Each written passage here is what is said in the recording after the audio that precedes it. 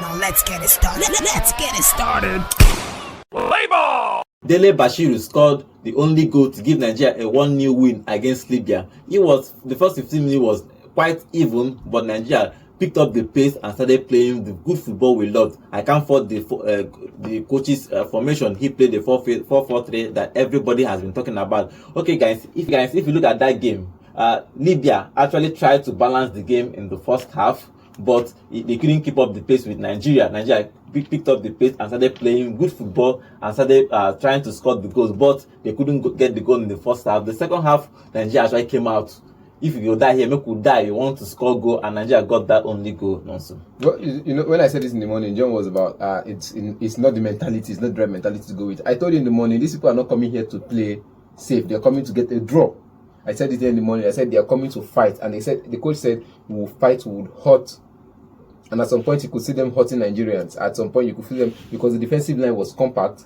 In the first 15 minutes, they came out with all the pace because they know that is when to win the game. You get the first goal in the first 15 minutes against Nigeria. They would struggle the rest of that game to equalize. And after they equalize, it's going to be the end of the game. So you have that hard time getting them on the score sheet if you get the early goal. And that's why they came out with all their pace, came out with all the weapons in their arsenal, came out in the first, I think you were saying the first 15 minutes. Yes. It was the first 22 minutes of the game. They came out with everything they have. Let's die here. Then Nigerians were like, are you sure this is where you want to take us to? Are you sure that this leg you want to carry stand? And we kind of conserved. I like the way they arranged the team. They conserved, they move compactly. You see the midfield is always overloaded. Not really overloaded, but when they go into the opposition's half, there is a compactness that they have that when they lose the ball, it's coming back to us. You get?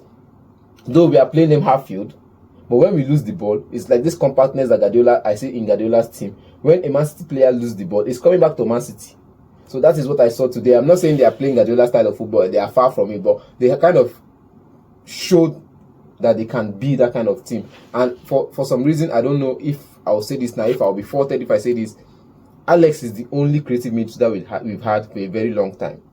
Now there are other players. There's Onyekachi in that Bruno Onyekachi in that who plays for Genk. There's DELE BASHIRU who plays in the Serie A. These players are attacking players. You saw when the game changed, you saw the forward passes Bruno Ebuchi kept making the forward passes, sending those balls in, and one of them actually led into the goal that was cancelled for Nigeria. DELE, what's it called? Lukman's goal. Good goal, good build-up. That was DELE's ball. That was, Bruno Onyebuchi's ball. And it was over the top. I think Alex Iwobi should learn that, okay, he should take this because he said this before. He said in the national team side, he's always playing reserved football. He should take it off his mind.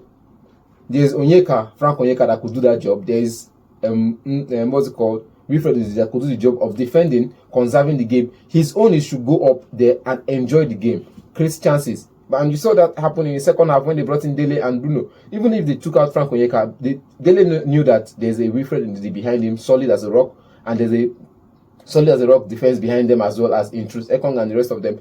He went on to create chances, and you see him coming into the opposition half and getting that goal. Good game so far. If you look at John, what do you make of Eguavoen tactics? He played the 4-4-3 formation. He will be playing behind Boniface. In his press conference yesterday, he said that Boniface will score today. Yeah. He predicted Boniface to score today, but Boniface didn't score. But what do you make of Eguavoen and his tactics in this game? For me, I'm just seeing stability and improvements in terms of. Yeah, we can see that improvement. Yes, you can see improvement. Initially it was the early scare of you work with who you know and who is ready to work, and then when you find your footing, you bring in other people into the mix, and we saw that happen today. A lot of credible chances created, a lot of mobility in the Nigerian side. We usually complain of mobility in Nigerian side when we are attacking, because by around that 60-70 minutes, you see people who are running out of legs. We didn't see that today because we had a lot of changes coming in who were able to take off that pressure and then bring in a performance for the Nigerian side today. For me, I'm going to say that the biggest drawback or the biggest knocks for this game today was from the Libyan side, because when you set out and you talk big, at the end of the day, you can't back it up. You look like a fool out there because you talk big, you're going to hurt Nigerians, you're going to do all this for all your hurt Nigerians, for all your talk and everything. We came into the pitch after the 15 minutes, Nigeria was like, okay, do your worst. And then after 15 minutes of running around trying to create chances, they gassed out, and Nigeria like, okay, your strength don't finish. More continue from here. And we saw it. No disrespect to them, but you know, when you say, next time they should back it up. I'm just saying, you come for a draw. You saw it was till the 80th minute they scored the goal. I think in the 82 minutes the goal came in. Yes. If not for that goal, it was a draw. Let's call it the way it is. It's a draw game. But we win. Nah, Ona win. Ona win. See, for me, Ona win. But is this the way they say your bench? You know when I keep saying, I say your bench has the potential of killing the game off. I think we should give a it's not about your bench because Eguavoen made the right changes in the right time. Now look at it now. He made the right changes. He took out a defensive midfielder or perhaps a center midfielder and brought out an attacking midfielder.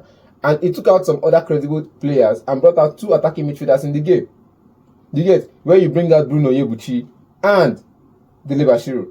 That's 2 attacking minded midfielders, and you have only Wilfred. What if they went on to lose the ball and they were hit on the break? I think probably coach have actually looked at the game. We are playing the half field. We just count on their own half. Now the tactics work. Eguavoen don't make right change. He work. Eguavoen don't make right change. What if work? What if your DELE BASHIRU and Bruno came in and lost the ball in tight areas? We'll do sack Eguavoen sharp.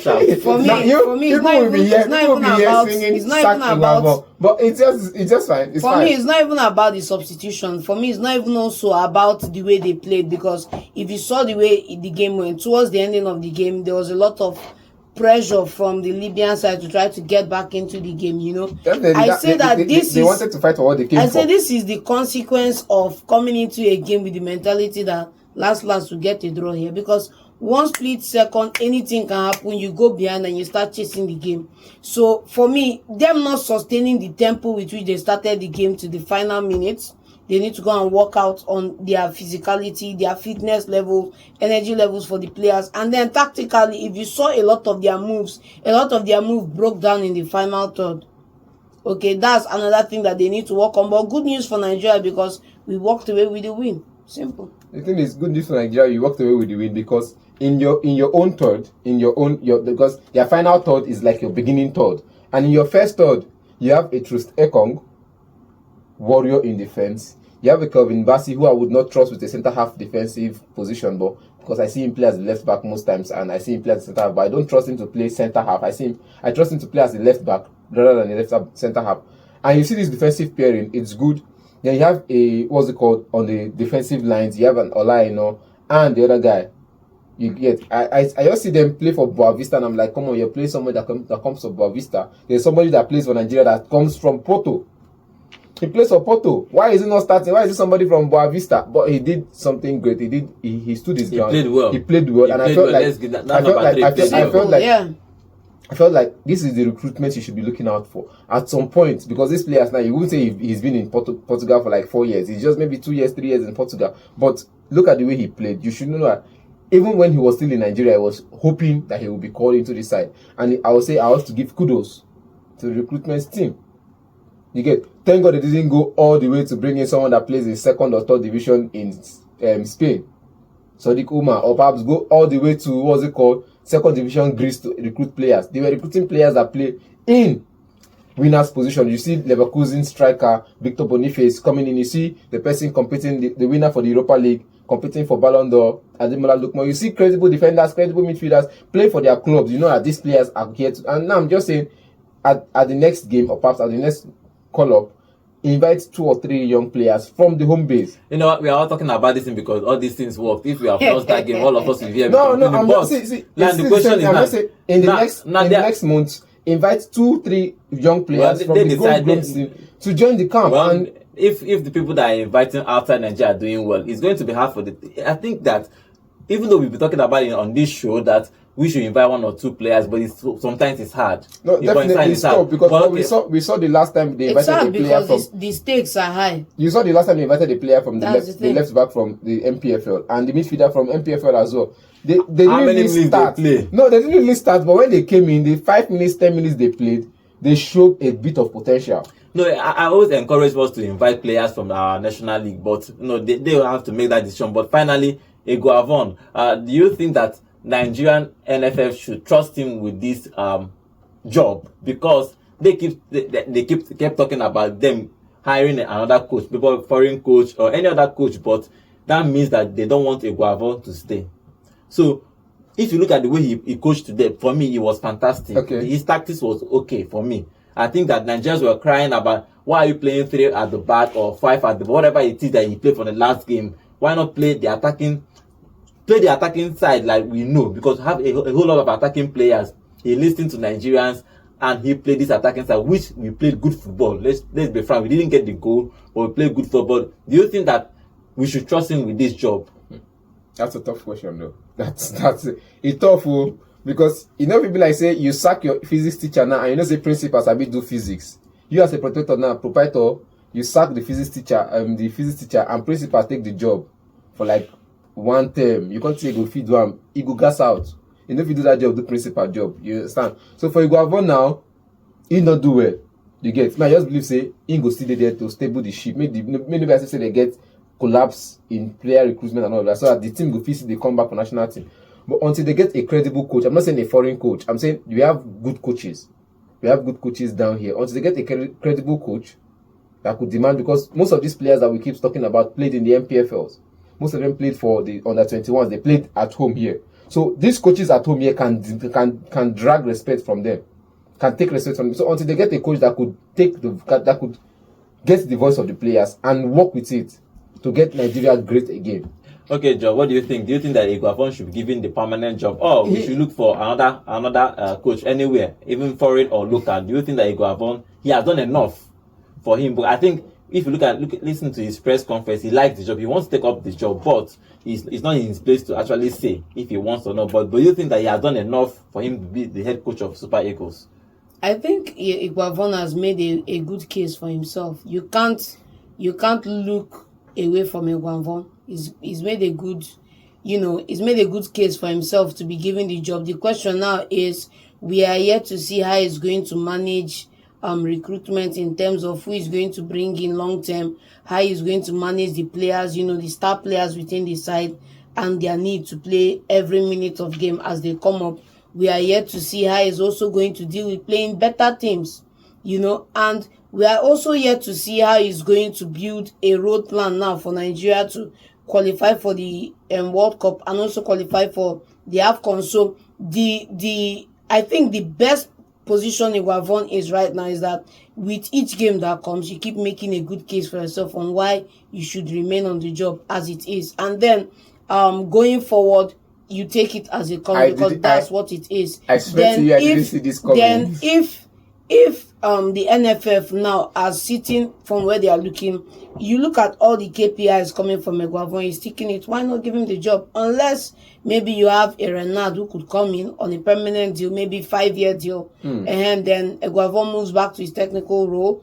If that's not going to happen, like for example, if any manager you are going to be bringing in is not 100% upgrade on Eguavoen, please keep Eguavoen there and let's continue working. Okay, that game ended 1-0 in favor of Nigeria. DELE BASHIRU entered the second half and he scored that goal. It was a tapping, like, I won't say it was a good strike, but it was a tapping. Let's be frank. It was a tapping. Iwobi was there and didn't see that tapping. It was a good but strike. it was still a tapping. It was a good strike. Okay. Because there were 3 defenders in front of him. It was a good strike. He entered the second half. He actually changed the game. Nigeria controlled the tempo of the game. From after the 20 minutes, Nigeria controlled the game from that point to the end of the game. Even though the Libyan side were playing all these their rubbish antics, falling, goalkeepers fainting, and doing all those their tactics until Nigeria scored that game. Suddenly they started hurrying up the game. Unfortunately for them, the referee gave 4 minutes, but I think the linesman made a mistake and gave 7 minutes. The referee ended the game after 4 minutes, and they were trying to shout and order, but Nigeria winning that game comfortably. I won't say comfortably, but quite comfortably, because they controlled that game